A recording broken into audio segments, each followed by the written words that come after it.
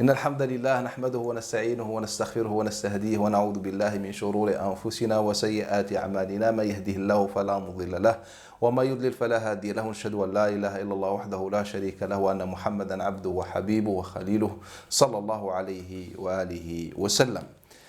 Aujourd'hui, nous sommes au début de notre troisième année concernant la matière de Usul al-Fiqh. Et cette année sera notre dernière année sur cette matière. Et aujourd'hui, Inch'Allah, nous allons rappeler ce qu'on a vu durant les 2 années précédentes et aussi présenter le programme de cette année, Inch'Allah Ta'ala. Rappelez-vous, nous avons commencé, ou bien nous avons choisi dans cette matière, le livre de Miftah al-Usul Sharif at-Tilimsani. On l'a choisi car il fait partie des livres les plus, les plus mieux organisés, le plus organisé en la matière de Usul al-Fiqh. Donc il est à la fois simple et aussi pertinent, vu la manière dont il a traité les sujets. Qu'est-ce qu'il nous dit le cheikh dans son livre? Comme vous savez, Usul al-Fiqh, c'est une science qui permet de maîtriser les arguments en islam. Et donc, cette science va étudier les arguments. Et donc, le cheikh, il nous dit que l'argument, ad-dalil en arabe, la preuve, ad-dalil, il nous dit soit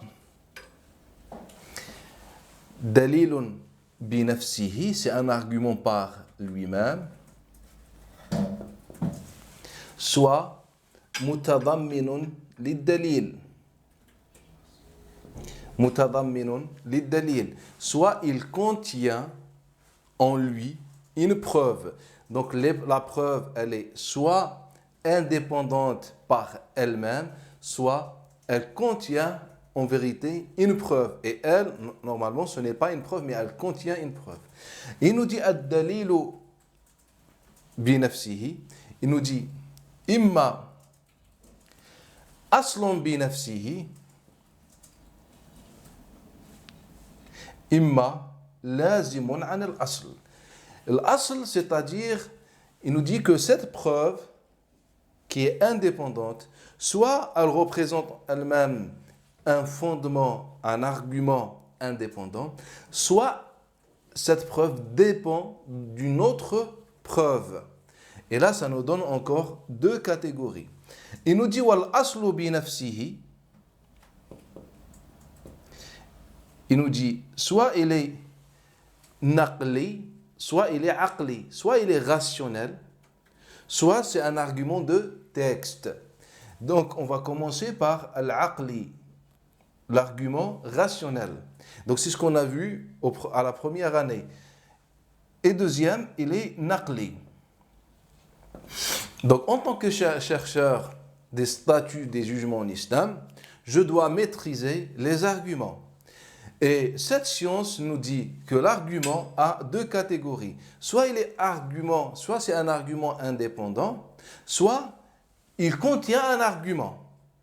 Et là, pour préciser, il parle du consensus, le ijma', car l'ijma', ils disent, les savants, ce n'est pas un argument indépendant.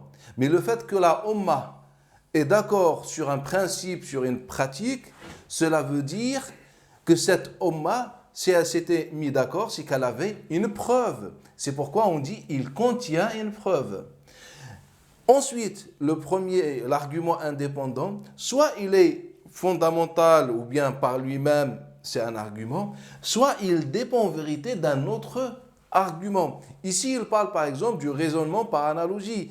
Quand on veut faire un raisonnement, on veut chercher si telle ou telle chose est halal ou haram ou n'importe quel jugement, et elle n'est pas mentionnée dans le din, donc on va chercher quelque chose qui lui ressemble pour voir si on peut lui donner le même statut. Et donc lui, on dit il dépend d'un argument. Mais l'argument indépendant en vérité qui est là a 2 catégories. Soit un argument rationnel, soit un argument qui se base transmis, qui se base sur des textes. Donc nous, en première année, on avait commencé par le texte, ou les textes, les transmissions. Et la science de l'usul, elle nous dit, afin de maîtriser un texte, il faut maîtriser 4 éléments fondamentaux. Le premier, c'est l'authenticité, as-sihha. Le deuxième, c'est la continuité. Ou avant cela, ad-dalala, ou dilala, l'indication. Comment peut-on comprendre un texte religieux? Et la troisième chose, c'est la continuité, ce qu'on veut dire, ce qu'on appelle un nasr, l'abrogation. Le texte est-il abrogé ou pas pour pouvoir l'utiliser? Et le dernier élément, c'est al-rajahan, la prépondérance. Souvent, on est face à des textes qui se contredisent ou bien dans leur apparence semblent contradictoires. Maintenant, comment peut-on comprendre ce genre de texte? Donc nous, à la première année, on avait commencé, après avoir exposé cette brève introduction, on a commencé par les textes. Sauf que, à la place de rentrer directement dans la première condition ou élément, à savoir, quand on étudie les textes de manière générale, qui est l'authenticité, nous on a commencé par une introduction. Pourquoi? Car cette introduction n'a pas été évoquée par les savants, car à leurs yeux c'est quelque chose d'évident qui ne nécessite pas une recherche ou bien plus de questions que ça. Donc nous, avant qu'on commence par l'introduction, par l'authenticité et étudier comment peut-on authentifier un texte, on a commencé par une introduction. Muqaddima. Et dans cette introduction, on a étudié Al-Qur'an Al-Karim, le Coran. On a étudié le Coran. Vous allez me dire que même les savants, quand ils parlent des textes, ils ont commencé par le Coran. C'est vrai, ils ont commencé par le Coran, c'est juste dans le sens de lui donner une définition. Ils ont commencé par définir le Coran Al-Karim. Et vu que le Coran Al-Karim est authentique chez les musulmans, donc ils ne vont pas étudier son authenticité, car c'est quelque chose d'évident. Et l'authenticité du Coran est un sujet qui est lié à la croyance et non au usul al-fiqh. Donc, dans la croyance, c'est là où les savants prouvent l'authenticité de le Coran al-Karim. C'est pourquoi que le Coran n'a pas été évoqué par les usuliyoun dans cette science. Sauf que nous, dans la traduction, on n'a pas évoqué l'authenticité de le Coran al-Karim, car si on est dans cette science, c'est qu'on est musulman. Donc, on est parti du principe que le Coran al-Karim est authentique. Et à ce moment-là, où on a vu la nécessité d'y mettre une introduction pour comprendre qu'est-ce qu'on entend par Al-Qur'an Al-Karim. Et là, en parlant du Qur'an Al-Karim, on a parlé de huruf Al-Qur'an. Al-huruf, les variantes ou les versions du Qur'an Al-Karim. Car en étudiant l'histoire islamique, on constate que le Qur'an Al-Karim, autrefois, avait plusieurs versions qui étaient différentes. Et que le mushaf qu'on a aujourd'hui, ce qu'on appelle le mushaf officiel de Uthman ibn Affan, ne représente qu'une partie de toutes ces versions différentes. Et donc, la raison pour laquelle nous avons étudié al-huruf dans cette introduction, c'est pour comprendre comment sortir les jugements. Car souvent, et nous on avait donné pas mal d'exemples, où pour pouvoir obtenir des jugements, il faut qu'on maîtrise les autres versions. Car le texte officiel ou le mushaf officiel et son expression ne permettaient pas d'arriver à un jugement. Et nous, on a donné des exemples où on était obligé de prendre en considération, pour comprendre la pratique du prophète sallam, les autres versions. Et dans l'étude du Qur'an al-Karim, on a pris ce qu'on appelle al-khatt, la calligraphie du Qur'an ou l'écriture du Qur'an al-Karim. Et on a constaté dans l'histoire que le Qur'an al-Karim, et c'est ce que prouve, les écritures, les manuscrits du Qur'an al-Karim actuels, que le Qur'an, le texte coranique, était au début nu. Il n'y avait ni point, ni voyelle.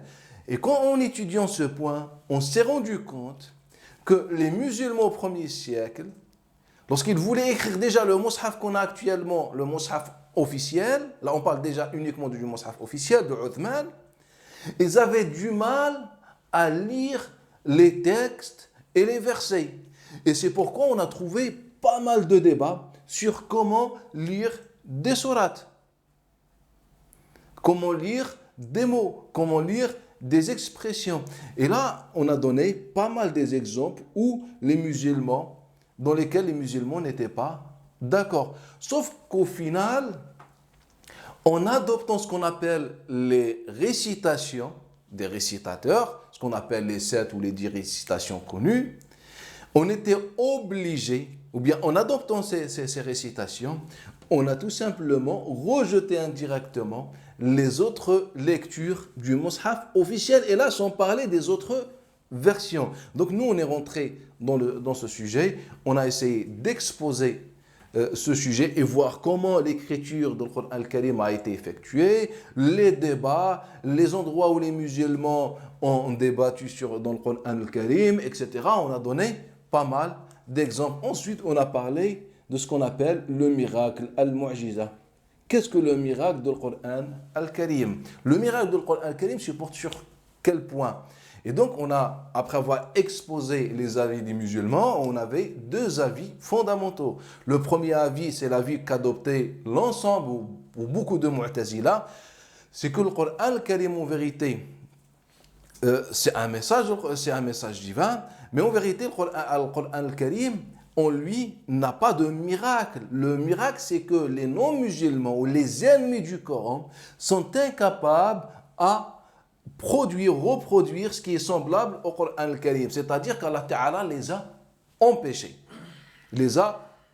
C'est qu'ils n'ont pas de volonté. Et c'est pourquoi les Arabes, au premier temps de l'islam, ils n'ont pas essayé de reproduire comme le Coran, car ils n'avaient pas cette volonté. Allah Ta'ala a fait en sorte que ces gens perdent leur volonté. C'est ce que disent beaucoup de Mu'tazilites. Les sunnites, ou majoritairement, ils disent que le miracle du Coran al-Karim, le plus important, c'est l'arabe du Coran al-Karim, la rhétorique du Coran al-Karim. Et après, ils rajoutent quelques exemples sur les récits, lorsqu'Allah Ta'ala il parle des récits des gens dont on ne trouve aucune trace ailleurs, et le Coran al-Karim a pu parler de leur histoire, etc. Lorsqu'on parle du futur, de l'avenir, le Coran al-Karim, on a fait une preuve, etc., etc.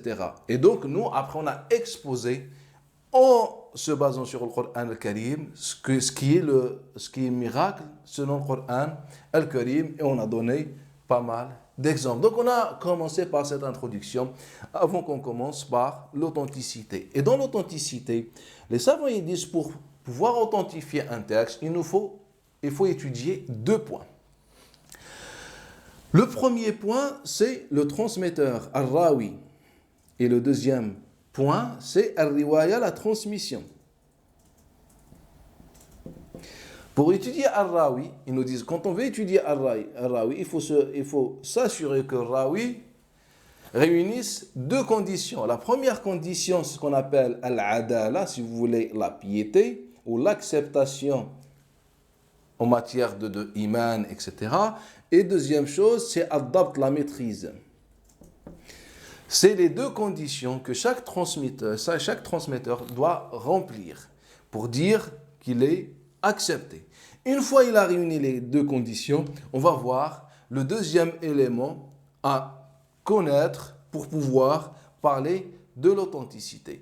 Mais nous, quand on a étudié les transmetteurs, on a remis en question beaucoup de choses. On a fait une étude critique sur ça.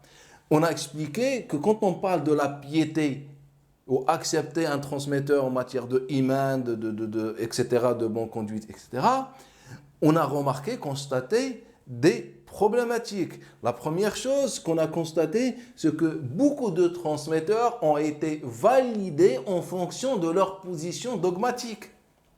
C'est que vu qu'ils sont d'accord avec nous, eh ben, ils sont, masha'Allah, en hadith.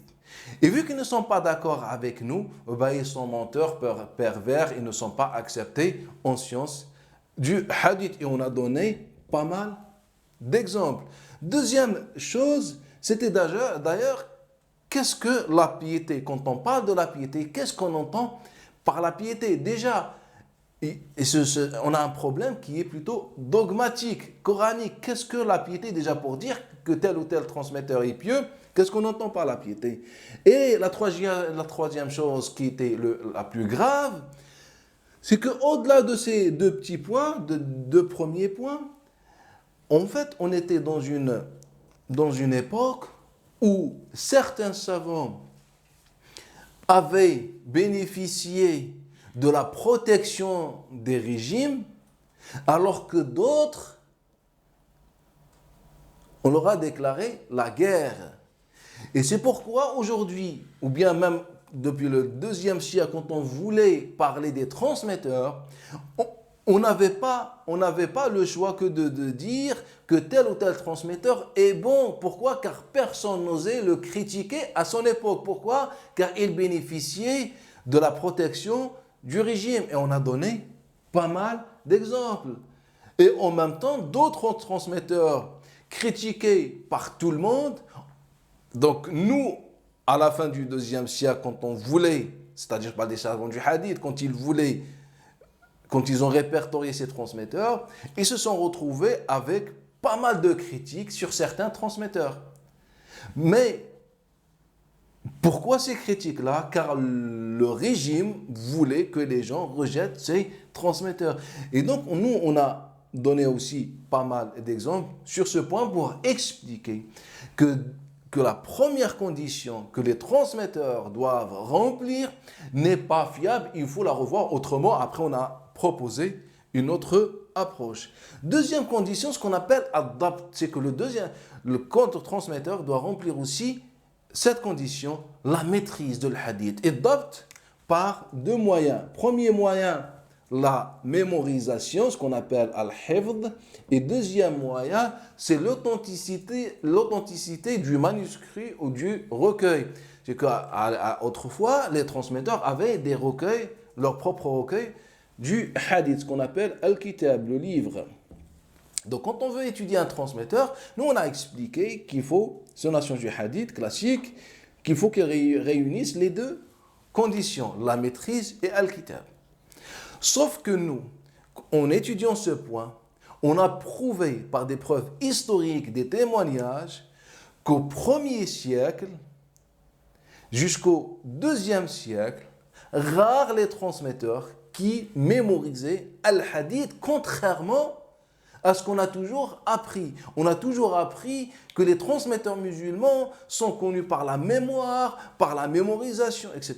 Mais en faisant des études historiques, on s'est rendu compte que la mémorisation n'était qu'une petite partie de cette chaîne de l'hadith et que la majorité des hadiths islamiques qui sont rapportés jusqu'à ce jour-là, depuis le premier jour, ils n'ont jamais quitté leurs livres et leurs recueils et manuscrits.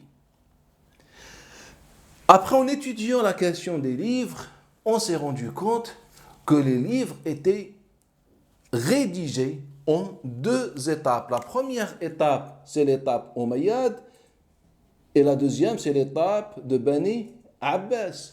L'étape Omeyyade, c'est cette étape pendant laquelle c'est le régime qui était à l'origine de ces recueils, et on a exposé les témoignages historiques, comment le régime mandatait et désignait des gens pour écrire le hadith, comment ils étaient payés pour chaque hadith, ou bien pour le temps. Voilà, on a étudié tous ces exemples-là. Ensuite, comment ces livres-là ont été envoyés dans la terre islamique, comment ils ont été soutenus, etc. Après l'époque de Bani Abbas, c'est sur cette époque qu'on va se concentrer cette année, comme on va expliquer, Inch'Allah Ta'ala. Donc la conclusion, on a conclu que les livres que possédaient les premiers transmetteurs étaient des livres non fiables et qu'il fallait, dans les études historiques, qu'on s'intéresse de près à chaque livre en détail et qu'on fasse une étude indépendante sur chaque livre et recueil afin qu'on détermine les hadiths que le régime a rajoutés, etc. Ensuite, donc c'est ce qu'on a étudié. Donc, en conclusion, c'est ce qu'on a étudié par rapport à ce livre. Et la deuxième année, on s'est arrêté, ou l'année précédente, on s'est arrêté à l'indication. Donc, de manière générale, à la première année, on a commencé dans la science, ou bien au Usul al-Fiqh, par faire cette introduction par faire cette introduction et se concentrer sur l'authenticité et comment authentifier les textes. Bien sûr, avec cette introduction sur le Coran al-Karim. Ensuite, la deuxième année, on a étudié à Ad-Dilala. Et dans Ad-Dilala, le cheikh, il nous a expliqué que le texte, soit il indique le jugement, soit il indique ce qui a un rapport avec le jugement. Donc le jugement en islam, il s'appelle al-hukm. Et ce qui a un rapport avec le jugement, c'est al-muta'allaq. Muta'allaq al-hukm. Et il nous dit, et pour obtenir le jugement, on a soit l'ordre, al-amr, soit al-nahi, l'interdiction, soit al-takhyir, le choix. C'est-à-dire, pour comprendre les jugements et savoir les jugements par rapport au texte, il faut comprendre l'ordre, l'impératif en arabe, l'interdiction en arabe et aussi le choix et les formules qui indiquent chaque de ces trois indications. Comment indiquer l'ordre, l'impératif en arabe, l'interdiction en arabe et le choix, c'est-à-dire pouvoir faire ou ne pas faire. Le choix en arabe. Donc nous, on a étudié ces points. Et en étudiant ce point, on était obligé d'étudier ce qu'on appelle les jugements de l'islam. Et les jugements, ils sont en deux catégories. La première catégorie, ce qu'on appelle al-hukm al-wada'i, le jugement posé, al-wada'i. Et le deuxième, c'est al-hukm al-taklifi, taklifi de la responsabilité. Autrement dit, les jugements ont deux catégories dans cette science. Les jugements posés, c'est-à-dire ce qu'on appelle la validité, l'invalidité, etc. Et les jugements taklifi de la responsabilité, c'est les jugements que connaissent l'ensemble des musulmans, c'est-à-dire l'obligation, ou le péché ou l'interdiction, la sunna, etc. Ce qu'on appelle al-ahkam al-taklifiyya. C'est ce qu'on a étudié. Mais nous, en étudiant ces points, on a fait quelques critiques sur ce qu'on appelle l'obligation. Et on s'est posé une question simple. Est-ce que l'obligation existe-t-elle en islam? Est-ce qu'on peut dire que l'islam a des obligations? Qu'en islam, nous avons des obligations. Et on a pris, par exemple, ce qu'on appelle les piliers de l'islam. La zakat, la prière, le jeûne et le pèlerinage. On a pris ces quatre exemples et on les a étudiés dans le Coran al-Karim et conformément à l'utilisation coranique de chaque formule qui indique l'ordre, l'impératif, la négation, bien l'interdiction, etc., on est sorti avec la conclusion qu'en islam, nous n'avons aucune obligation. C'est que l'islam a appelé à faire des choses et a appelé à ne pas faire des choses. Et c'est ça l'approche qu'on a dans le Coran al-Karim et dans même la sunna du prophète alayhi salat wa salam, avant que le patrimoine ou les hommes interviennent, et ils changent cette approche et ils transforment l'islam en quelques adorations qu'on va qualifier par l'obligation, etc. Donc nous, quand on a étudié l'ordre de l'impératif, on a expliqué que dans le Coran al-Karim, le mot amr n'a pas été utilisé dans le sens pour dire que c'est obligatoire, etc. Donc, on a étudié ces quatre adorations en détail. Là, on parle uniquement des adorations. Des adorations. On parle uniquement des adorations. Donc, c'est ce qu'on a vu ensemble la première année. Maintenant, dans l'indication, on a expliqué que l'indication, soit pour comprendre un texte, soit on comprend le jugement, et on a expliquer comment arriver au jugement, soit ce qui a un rapport, il y a quelque chose qui a un rapport avec le jugement, c'est-à-dire la manière dont le texte va arriver au jugement, ce qu'on appelle muta'allaq al-hukm. Et là, il y a des relations. Car le texte, comment indique le sens? Lorsque je vous dis une maison, c'est le signifié. son signifiant, c'est la maison réelle, c'est le physique. On est d'accord? Mais maintenant, parfois, je peux vous dire maison, mais je parle du toit. Ceci a une appellation en arabe. Et parfois, je vous dis le mur, mais moi, je parle de la fondation. Et donc, les Arabes ils nous disent que le texte indique le sens de trois manières. Mutabaqatan, par mutabaqa, c'est-à-dire par signifiant si vous voulez, par tadammun ou tadmin, lorsque je vous dis la maison, mais je parle du toit. Pourquoi? Car le toit fait partie de la maison. Tadmin, c'est comme on a dit, mutadammin, elle contient quelque chose. Et par lazim. Par lazim. Al-lazim, quand je vous dis le mur, en parlant de la fondation. La fondation ne fait pas partie du mur. C'est pourquoi on n'a pas appelé tadmin. Mais la fondation, c'est la cause pour que le mur se mette droit. Ce qu'on appelle al-lazim, c'est-à-dire que le mur dépend des piliers, par exemple. Et donc les Arabes utilisent ces trois indications.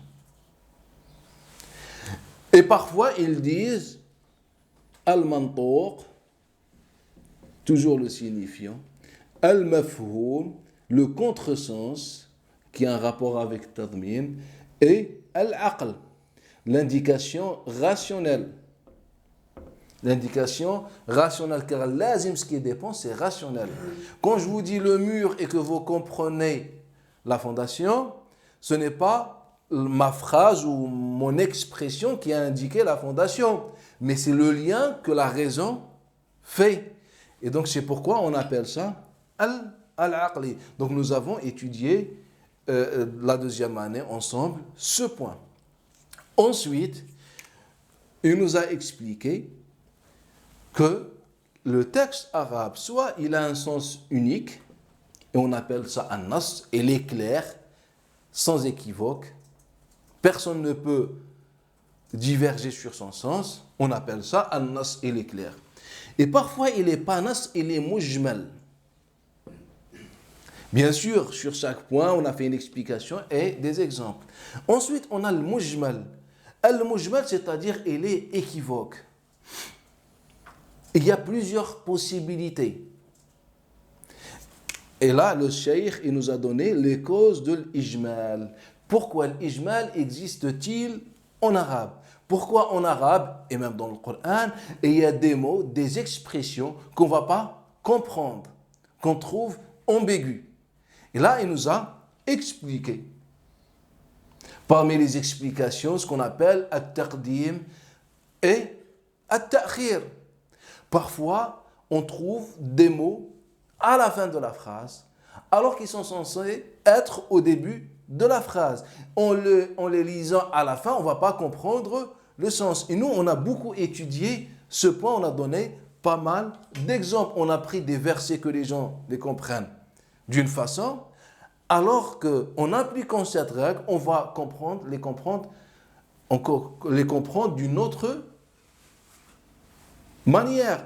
Rappelez-vous l'exemple qu'on a vu sur les oiseaux de Ibrahim alayhi salam. Quand on prend la traduction, elle nous dit qu'il les a découpés, tués, ensuite il a mis sur chaque colline une partie. Mais en lisant le texte après avoir appliqué la règle, on a compris que non. Que Ibrahim alayhi salam n'a jamais coupé ou découpé ces oiseaux, n'est rien du tout. Au contraire, il a mis chaque oiseau sur une colline, etc. en appliquant cette règle. Ensuite, donc on a étudié les causes de l'ijmal. Et parmi les causes sur lesquelles Cheikh a insisté, ce qu'on appelle at-tasrif. Comment lire le mot.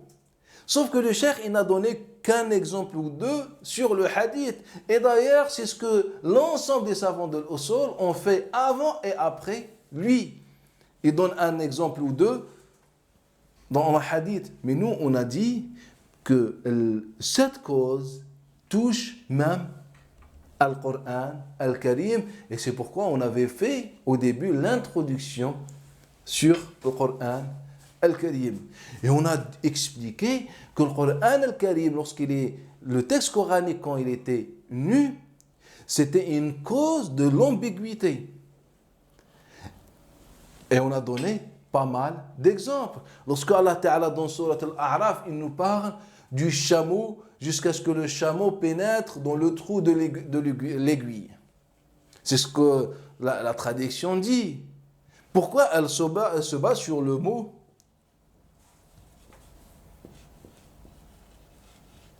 Al-Jamal qui veut dire chameau. Mais par contre, si on ne lit pas Al-Jamal et on lit Al-Jaml, ça veut dire une corde. Allah, il parlait des gens qui n'entreront au paradis que si le chameau pénètre dans le trou de l'aiguille, ce qui est impossible. Ou ils ne sortiront de l'enfer. Mais si on parle de la corde ou du fil qui n'est pas adapté à la couture, on ne parle pas de l'impossibilité, mais on parle de la difficulté. C'est-à-dire de mettre du temps pour pouvoir faire rentrer une corde ou un fil plus épais. Vous voyez. Et là, en fait, c'est une cause de l'ijmal. Qu'est-ce que Moussa a demandé à Banu Israël? De s'entretuer ou de quoi? Allah Ta'ala, le texte, il dit faqtulu anfusakum. Ce qui a été traduit par s'entretuer. Mais en lisant le texte, tout en prenant en considération la manière dont le texte coranique a été transmis au début du 1er siècle, c'est-à-dire qu'il était nu, en prenant en considération les autres versions des compagnons, on s'est rendu compte que les autres, ils ne lisaient pas faqtulu fa'aqilu, c'est-à-dire remettez-vous en question. C'est que Moussa n'a jamais demandé à quiconque de s'entretuer. Il leur a demandé de se remettre en question par rapport à leur comportement. Ces points n'ont jamais été évoqués dans la science de l'usul, alors qu'ils sont fondamentaux pour comprendre le texte coranique et aussi pour comprendre le jugement. Prenez le cas de la mosquée, al-masjid. Allah Ta'ala, il nous dit dans le Coran al-Karim, wa antum aakifun fil masajid, pendant que vous faites votre retraite spirituelle dans les mosquées, dans Surat al-Baqarah. Allah, il dit dans Surat Al-Imran, innama ya'muru masajid Allah man aman. Seuls ceux qui croient en Allah Ta'ala, etc., qui remplissent les mosquées d'Allah. Ça a été traduit ainsi. Alors que le texte, autrefois, quand il était nu, il était impossible de dire masjid au singulier ou masajid au pluriel, car ça s'écrivait de la même façon. Et d'ailleurs, quand on a fait des comparaisons, on s'est rendu compte que les endroits neutres, qui n'étaient pas sous l'emprise du régime omeyyade lors de l'écriture du Coran et de mettre les voyelles, etc., ils lisaient avec le singulier. Et à chaque fois, ils ont lu mosquée avec le singulier. Pour quelle raison? Car si on revient à Surat al-Tawbah, Allah, depuis la première sourate, il parle de la mosquée sacrée et les mois sacrés, la mosquée sacrée et les mois sacrés. Et le débat était porté sur ceux qui sont, comment dire, dignes de représenter ce que Allah Ta'ala voulait dire ou transmettre à travers son message. C'est-à-dire les gens qui sont pieux, qui sont justes, qui sont équitables, qui sont ouverts, etc. Les Qurayshites étaient loin de là. Ils racketaient les gens. Ils profitaient de la faiblesse des gens et transformaient des gens libres à des gens esclaves. Et donc le Coran al-Karim est venu avec ce message.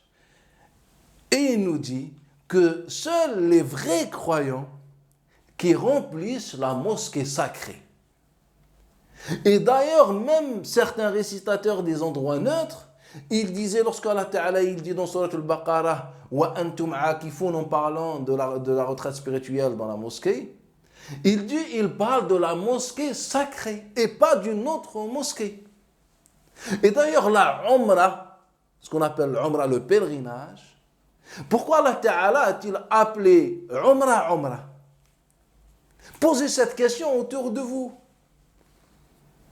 Vous ne trouverez jamais la réponse. Pourquoi? Car on est loin du Coran al-Karim. Mais si vous revenez au Coran al-Karim, vous allez trouver la réponse. En fait, l'Umrah, la différence entre le pèlerinage et l'Umrah, c'est que le pèlerinage ne se fait que pendant les 4 mois sacrés, contrairement à notre pratique actuelle, 2 mois et 10 jours. Et la Umrah se fait sur toute l'année. Et Allah, il l'a appelé Umrah, vient du verbe Ammara, innama ya'mur masajid Allah. Seuls les croyants qui remplissent, c'est le verbe remplir. Allah, il voulait que l'endroit sacré soit souvent rempli, fréquenté par les musulmans. C'est pourquoi il a, comment dire, légiféré ce qu'on appelle Al-Umrah. Al-Umrah, c'est une forme de retraite spirituelle qui se fait sur toute l'année. Et donc Allah, il ne parlait pas de la mosquée sacrée. Et c'est pourquoi au premier temps de l'islam, les musulmans débattaient sur la question de la Umrah. Et donc juste pour revenir, que quand on veut étudier Usul al-Fiqh, il faut que le Usul soit utile dans notre quête de jugement.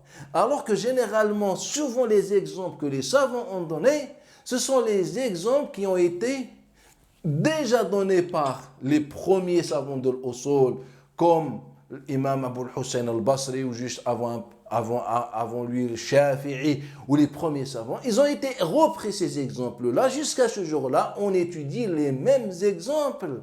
Et moi, personnellement, quand j'étudie les sciences de l'Usul, souvent nos professeurs ils nous donnaient les mêmes exemples.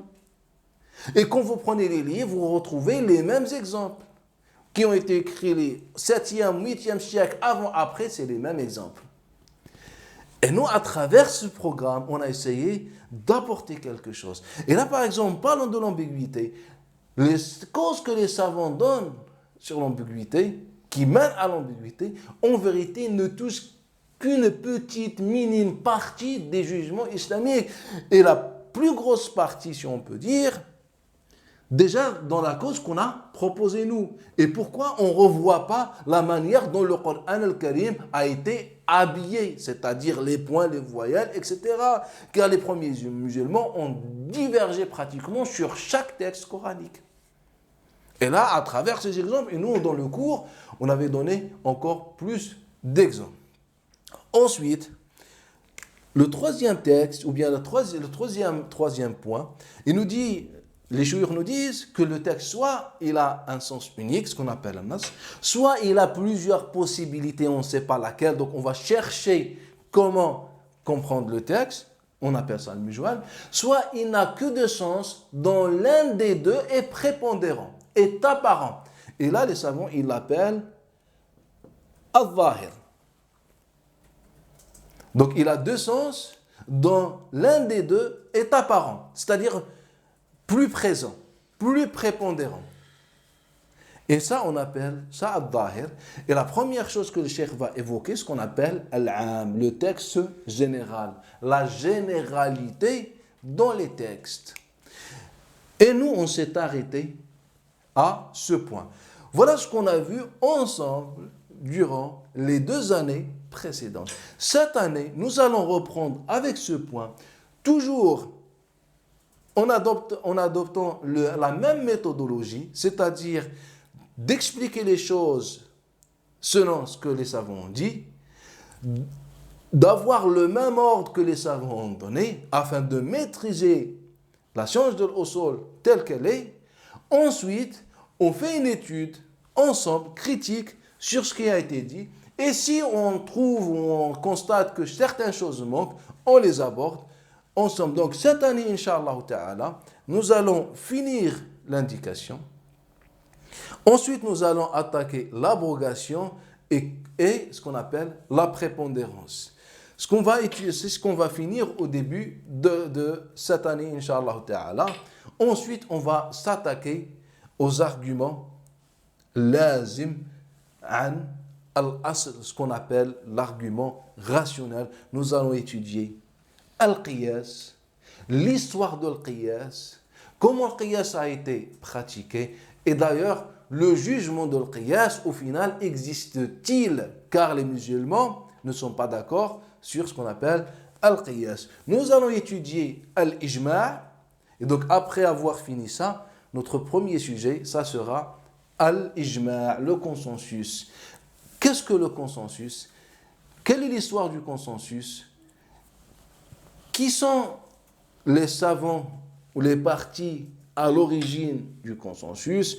Pourquoi le consensus? Car nous allons constater que le consensus a une dimension politique plus que la quête et la recherche des jugements islamiques. Donc nous allons étudier le consensus et après on va étudier, Inch'Allah Ta'ala, ce qu'on appelle le fondement rationnel. Subhanak, alhamdik, nashhadu an la ilaha illa anta, nastaghfiruka wa natubu ilayk.